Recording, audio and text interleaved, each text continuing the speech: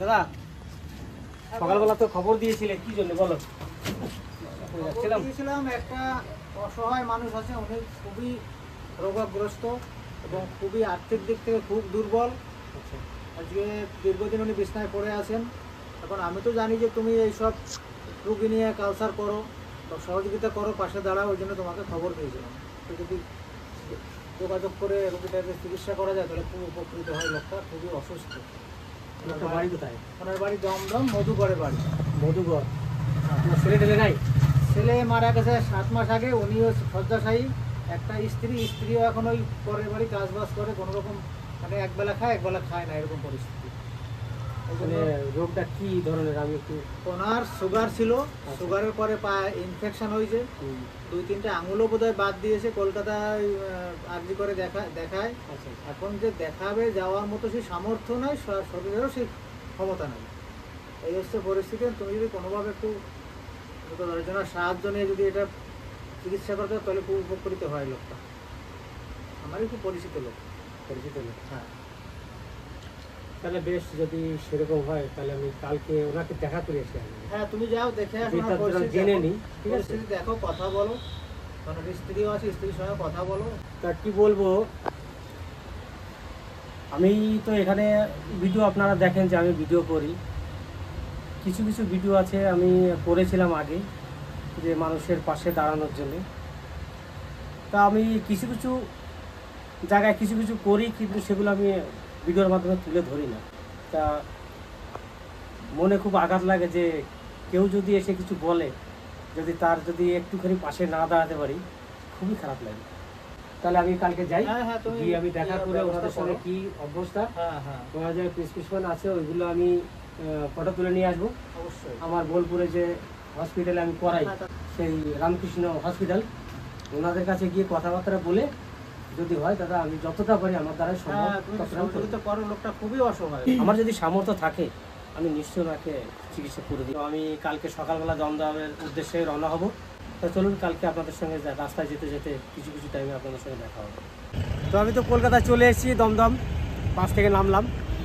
আর যে বাড়ি যাওয়ার কথা ছিল সেই বাড়িতে যাব এখন। তা এখন এই যে হচ্ছে যশোর রোড বোর্ড এয়ারপোর্ট।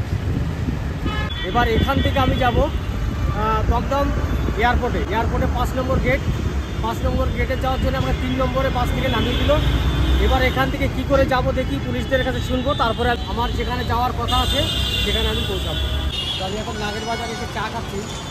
মানে আমি যদি ট্রেনে আসতাম সব থেকে সুবিধা হতো। ট্রেনে আসেনি, তার জন্য আমাকে 3 নম্বর গেটে নামতে হয়েছে এয়ারপোর্টের। সেখান থেকে অটো 3টে পাল্টানো হলো।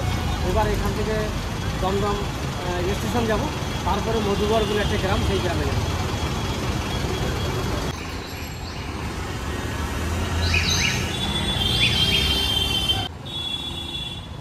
তো আমরা যেখানে আসার সেখানে তো আমি চলে এসেছি।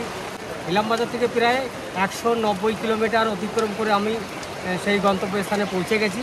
কিন্তু এখানে প্রচণ্ড হারে বৃষ্টি হচ্ছে। এখন এই বৃষ্টির মধ্যে রিক্সায় করে যাচ্ছি, কারণ বেলাও অনেক হয়ে গেছে, আমাকে তো বাড়ি ফিরতে হবে। তো বন্ধুরা, ফাইনালি আমি কিন্তু সেই বাড়িতে পৌঁছে গেছি। এখন এখানে বৃষ্টি হচ্ছে, বৃষ্টির মধ্যে তবু আমি দেখলাম যে আমার টাইমটা অনেক লস হয়ে যাবে যদি দাঁড়িয়ে থাকি। তার জন্য আমি রিক্সা করে চলে এসেছি। তা এখন সেই বাড়িতে ঢুকবো, দাদার কী পরিস্থিতি সেটাও দেখবো। চলুন দাদার কাছে যাই।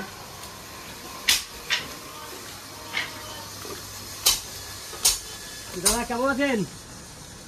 আর কেমন? ভালো আছেন?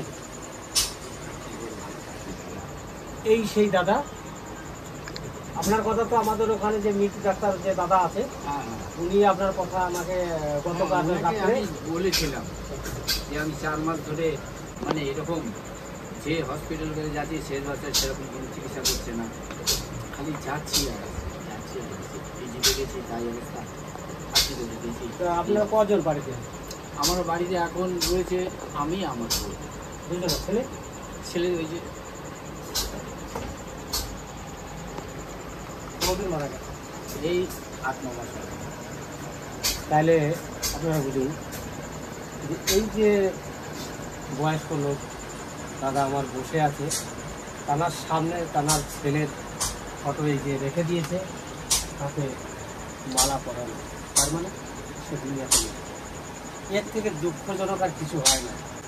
আমি খবরটা পেয়ে এসেছি এখানে, দাদার খবরটা পেয়ে, যে আমাদের ওখানে যে মিন্টু ডাক্তার, যে ডাক্তার দাদা আমাদের গ্রামেরই, ওনারই আপনার রিলেটিভ ভগ্নপতি, সেই আমাকে কালকে সকালবেলা খবর দিয়ে এসেছিলো বাড়িতে যে আমাকে জানি একটু ওনার সঙ্গে দেখা করতে পারি। তো আমি কালকে যথারীতি আমি দেখা করে সেখানে খবর শুনে আমি চলে এসেছি। আপনি কোথায় কোথায় ডাক্তার দেখিয়েছিলেন? আমি ডাক্তার ওই আরজি করে গেছি আর পিজি গেছি। আরজিকর পিজি দুটোই ঘুরে এসেছেন, দুটোই ঘুরেছি। কোনো জায়গায় কাজ হয়নি। সমস্যাটা কি আপনার?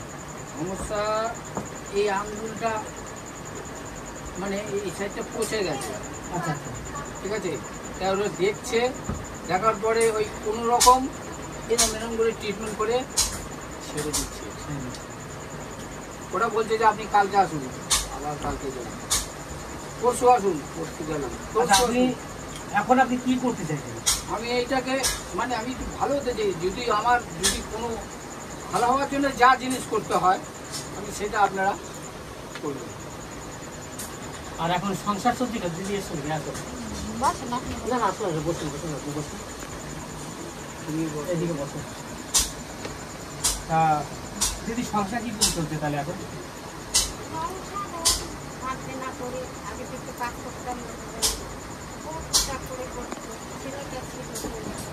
আর শুনলাম ছেলেটা তো চলে গেছে, 8 মাস হয়ে গেছে, একবারে ইয়াং ছেলে চলে গেছে, এর থেকে দুঃখজনক আর কিছু হয় না। আমি তো কাজকর্ম করতে যাচ্ছি। না, কান্না করবেন না, কান্না করবে না। দেখুন, ঈশ্বর যা করে মঙ্গলের জন্য করে। আমি ছোটোবেলা থেকে যেটা শুনে এসেছি, আপনাদের হয়তো কোনোভাবে ভগবান পার করে দেবে, তার জন্য ছেলের হয়তো প্রয়োজন নেই, তার জন্য ছেলেটাকে নিয়ে গেছে। এটা নিয়ে কখনোই কান্নাকাটি করবেন না, কারণ আপনার যদি হতো আপনার কাছে থেকে যেত। এটা মনে করবেন যে আমার নাই, এটা কিছুদিনের জন্য এসেছিল, কিছুদিনের জন্য আমি তাকে মানুষ করেছিলাম, সে চলে গেছে। তা বন্ধুরা দেখছেন এই যে পরিবারটা, এখন মাত্র দুজন, একটা ইয়াং ছেলে, মনে হয় 22-24 বছর বয়স হবে না,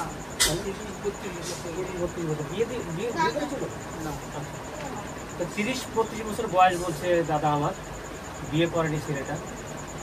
সেই এই সংসারের সম্বল ছিল, সেই সম্বলটাই হারিয়ে গেছে।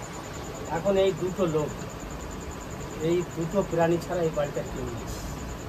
উনি কাজ করতে পারে না, ওনার পায়ে আঙুলগুলো সব পচে গেছে। আর দিদি হয়তো তার সুগার থেকে কিডনিও নষ্ট হয়ে গেছে। তা ওনার সমস্যা, অনেক রকম সমস্যা দেখা দিয়েছে। তা এখন এই দিদি কোনো রকম হয়তো পরের বাড়ি কাজ করুক বা কোনো কর্ম করে হোক, উনি বেঁচে আছে কোনো রকম। তো যাই হোক, আমি এসছি এখানে, এবার ওনাদের কাছে কথাবার্তা বলি, আপনাদের সামনে আবার আমি আসছি। এবার আমাদের সঙ্গে কথা বললাম, কথা বলে যতটা বুঝলাম ওনারা নিরুপায়।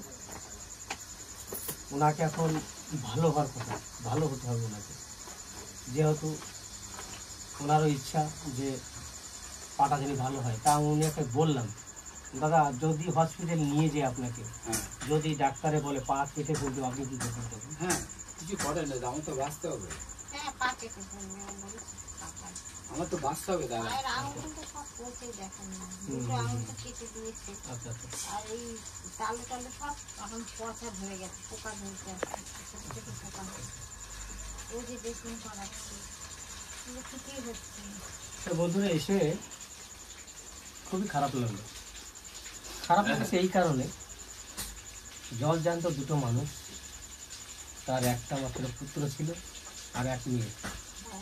মেয়েটার বিয়ে হয়ে গেছে, আর যে মেয়ের বিয়ে হয়ে যায় সে তার সংসার নিয়ে কিন্তু ব্যস্ত থাকে।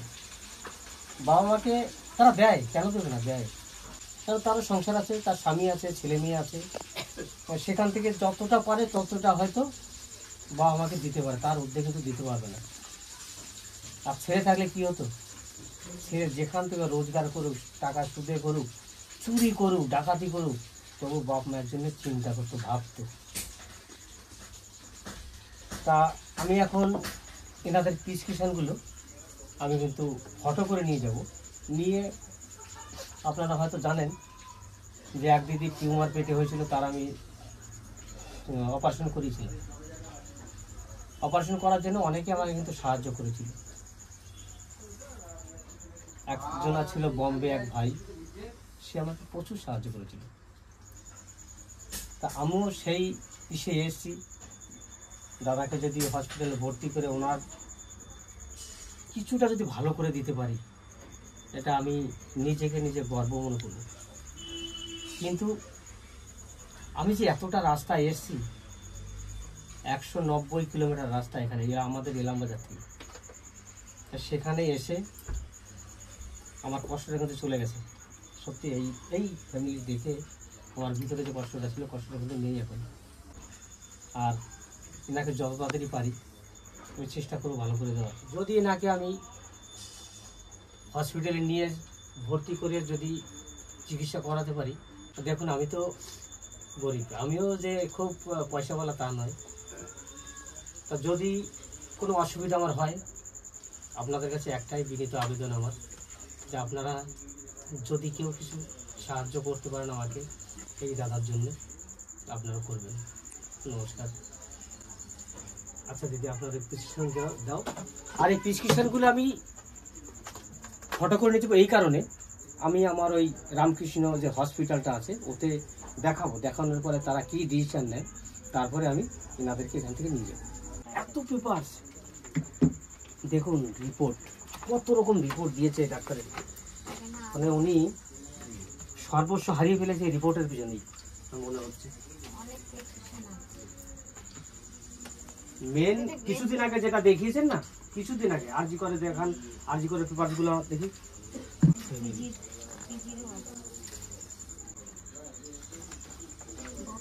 দমদমে, এটা তো দমদমের বাইরে রেখেছিলেন, টেস্ট করেছিলেন তো? আচ্ছা আচ্ছা। তাহলে আমি আরজি করে 3খানা পেপারস পেয়েছি, পিজির একটা পেলাম, টেস্ট করিয়েছে, সেইগুলো কিছু আমি নিয়ে যাব। কারণ কি, ডাক্তারকে তো দেখাতে হবে এগুলো কিছু। বেশ, এইগুলো আমি ফটো করে নিয়ে যাচ্ছি, ঠিক আছে? এইগুলো আপনি রেখে দিন।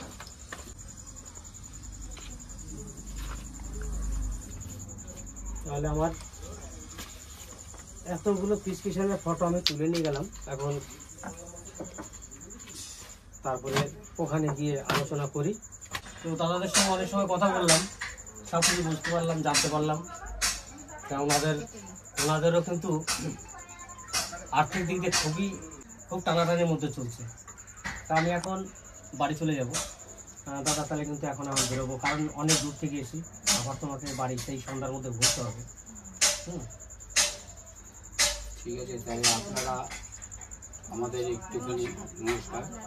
সাহায্য করবেন, ওনাদের দ্বারা অনেক টাকা তো অত সম্ভব না, আপনারা একটু সাহায্য করবেন। এবার আমি বলি, দিদি হয়তো সব কিছু বলতে পারছে না। তা আমি কালকে গিয়ে রিপোর্টগুলো দেখাই, যদি ডাক্তারে বলে যে তুমি নিয়ে আসো, অপারেশন করা যাবে, কোনো অসুবিধা হবে না। যদি আমার থেকে আমি পারি করাবো, আর যদি না পারি আপনাদের কাছে হাত জোর করে বলছি, আপনারা কিছু কিছু আমাকে সাহায্য করবেন, যাতে এই দাদাকে আমি একটু ভালো করাতে পারি, যাতে উনি একটু সুস্থ হয়ে হাঁটাচলা করতে পারে।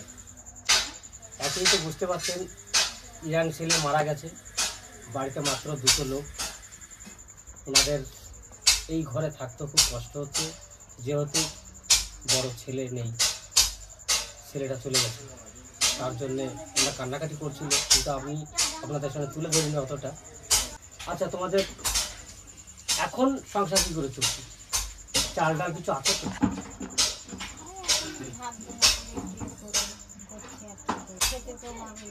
না, সে তো নিশ্চয়ই খেতে তো হবেই, পেট তো ফাঁকি দেওয়া যাবে না। একবেলা হোক, 3 বেলার জায়গায় 2 বেলা খেতে হতে হবে।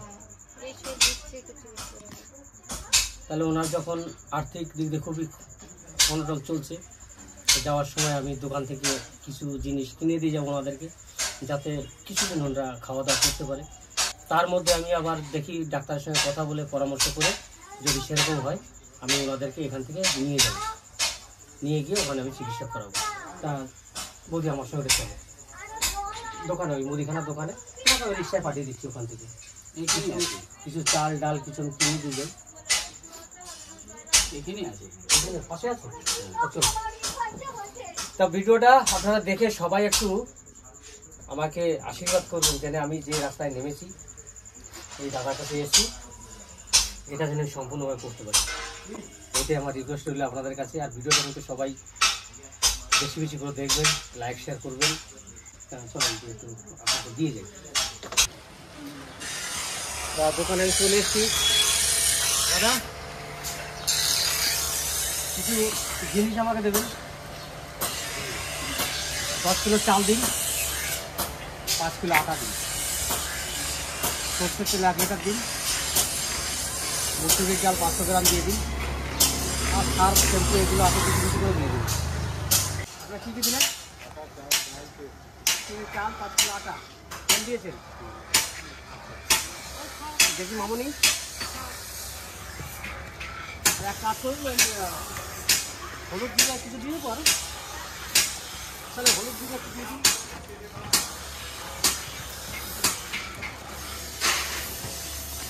আচ্ছা ধরবে না বাইরে গিয়ে না হলো।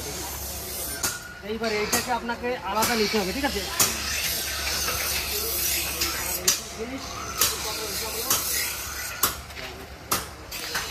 একটা 500 ছাড় দিয়ে দিন তোমাদের ওই জামা কাপড় ধোয়ার জন্য, ঠিক আছে? চা পাতি চিনি আছে না দেবো? আছে। এইটা নিয়ে চলতে থাকুন। তারপর তো আমি আবার ডাক্তার সঙ্গে পরামর্শ করে আবার আমি আসবো, বলে ফোন করবো আপনাদেরকে। যেভাবে যা হয় সেভাবে আপনাদেরকে বলে দেবো। বিশেষ করে আমাকে যদি আসতে হয় আমি নিজেই যাবো। তাহলে দিদি আমি যতটা পেরেছি আপনাকে দিয়ে গেলাম। এরপরে আমি ওখানে গিয়ে কথাবার্তা বলে আপনাকে ফোন করবো কালকে। আমি কালকেই ওখানে যাবো, তাহলে ফোন করবো, যা হয় সেটা আপনাকে জানিয়ে দেবো। আর কবে যেতে হবে কী করতে হবে সেটা আপনারা জেনে নেবেন। তাহলে বন্ধুরা আমি এখন বাড়ির দিকে চলে যাবো, যেহেতু অনেক বেলা হয়ে গেছে, বাড়ি যেতে অনেক দূর। তা আবার পরে আপনাদের সঙ্গে দেখা হবে। আপনারা সবাই ভালো থাকবেন, সুস্থ থাকবেন, আমার পাশে থাকবেন।